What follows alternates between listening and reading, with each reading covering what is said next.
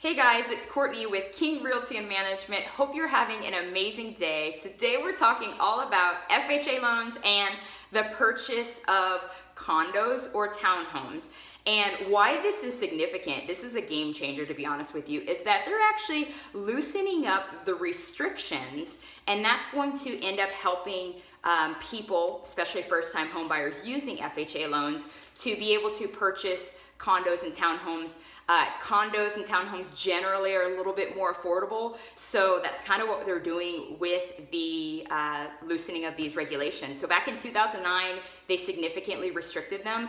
They started talking, meaning FHA, started talking about loosening up in 2016. That never happened. So what does this mean, okay? First of all, at the very basic level, and lenders, I'll let you chime in on this because you're like the gurus, but FHA loan, government insured loan, a lot of first-time home buyers use it to purchase their first property or first home because you can buy a property with as little as 3.5% down. That's the FHA at the basic level. So the clients that I have now and have had in the past that have been considering buying condos, there have been some significant restrictions. So like if I have somebody say, Courtney, I want to buy a condo, I'm approved up to 200 FHA. Generally, I send them condos or townhomes that fit their criteria, but then I have to check to make sure the condo is approved by FHA. So just to read my notes a little bit, there are, let me see, okay, in the last year, 8.7 million condo units nationwide, okay, in the United States, 8.7 million condo units.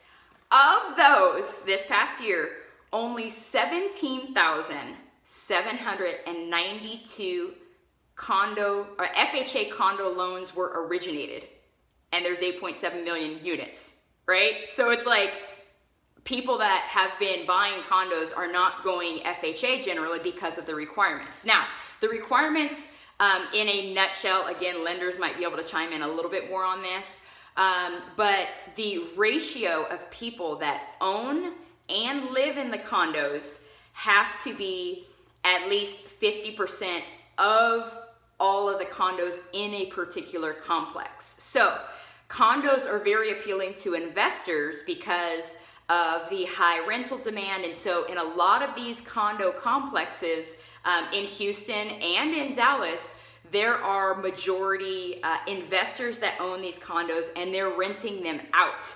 So that ends up messing with the ratio, and it makes it hard for somebody that wants to buy and live in a condo to do so because the ratio is off, and therefore FHA does not approve the complex. So that's really what the restrictions have been. So October 15th, what they're doing, excuse my notes, is they are loosening it up a little bit.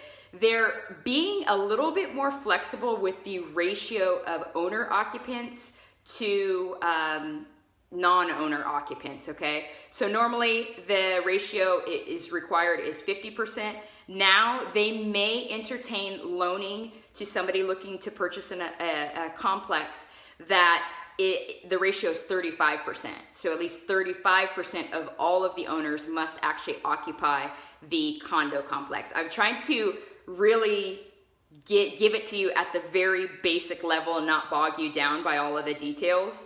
And then same thing, currently FHA loans, they're very strict on how many people, owners within a particular complex are behind on their HOA dues.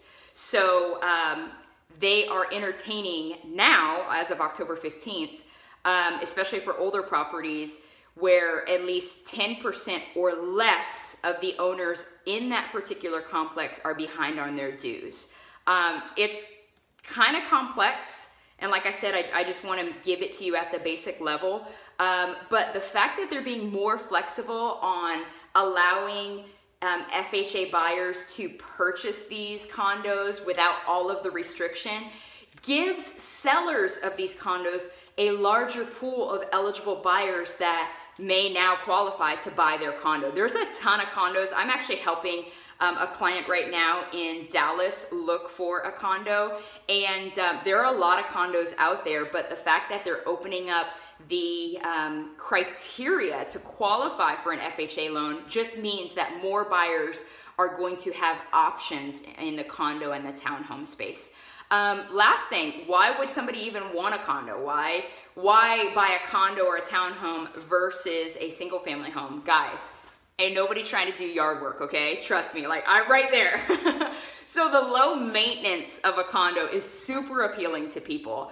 Also the deals. There are a lot of good deals out there in both Dallas and Houston where you can snag a good deal, safe environment, plenty of room in the condo, and a lot of amenities. So not only the good deals out there, but a lot of people love the amenities. Some HOAs, condos pay all the utilities through the HOA dues. Some of them have pools and gyms and all of that good stuff. So that is why somebody would actually want to purchase a condo. And like I said, it's a game changer. So for all of you first-time homebuyers out there that are like, oh my gosh, the pricing is crazy, I'm not gonna be able to afford anything.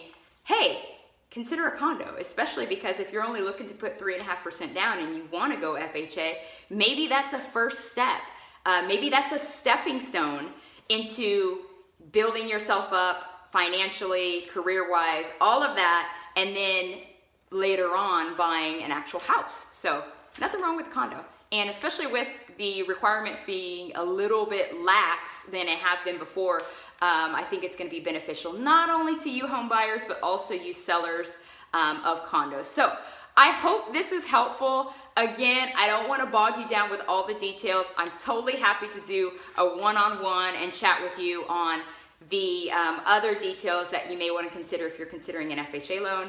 Make sure you visit us, our website, kingrealtytx.com. We're all over social media, King Realty Texas on Instagram, King Realty TX on YouTube, and then here on Facebook, King Realty Texas, all spelled out. I hope you guys have a great rest of the week, and I will talk to you later. Bye.